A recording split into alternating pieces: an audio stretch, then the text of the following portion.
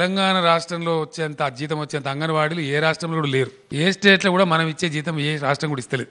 మీ దగ్గర చెప్పేది ఏంటంటే మలేరియా సిబ్బంది ఉన్నారు, ఫైలేరియా సిబ్బంది ఉన్నారు, ప్రతి దానికి ఉన్నారు, డబ్బులు పోతున్నాయి, గవర్నమెంట్ నుంచి బడ్జెట్ పోతుంది, ఏఎన్ఎంలు కథాకారకం అంతున్నది, మొత్తం మిమ్మల్ని బట్టి చాకరిలాగా వాడుతున్నారు. ఇప్పుడు మీరు చెప్పేది ఏంటంటే ఈ కేసీఆర్ కిట్ అని ఒకటి ఇద్దామనుకుంటున్నాం, అది మంచి పథకమేనా? ఉపయోగపడుతుందా పేదలకు? ఆ డబ్బులు వాళ్ళకి ఇవ్వడం కూడా మంచిదేనా? ముందుకు పోదాం ఆ పథకం.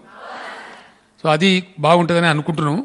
ఆర్డర్ కూడా ఇచ్చిన మినిస్టర్ గారు, ఆ కిట్స్ కూడా వస్తాయి.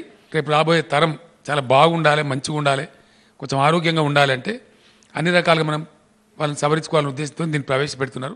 భవిష్యత్తులో చేసేటువంటి నర్సు కానీ సెకండ్ నర్సు అది ఏదో అంటారు ఏఎన్ఎం దానికి ఇచ్చే దాంట్లో మీకు అవకాశం ఇవ్వాలి, వెయిటేజ్ కూడా ఇవ్వాలి, ఫస్ట్ ప్రిఫరెన్స్ ఇవ్వాలి.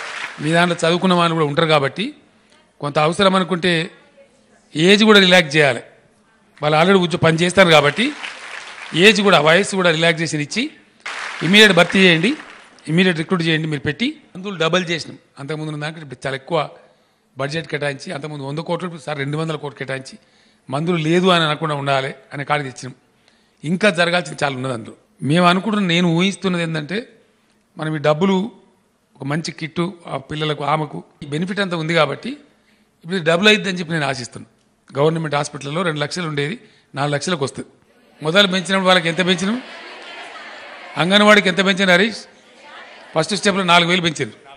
కొంచెం గౌరవప్రదంగా ఉండాలంటే మీకు ప్రతి ఒక్కరికి కూడా నెలకు ఒక 6,000 రూపాయలు సెట్ చేసుకుందాం. మీకు 6,000 కాడికే ఉండదు. నేను మళ్ళీ ఒకసారి పెంచుతా, మీకు ఇలా హామీ ఇస్తా ఉన్నా.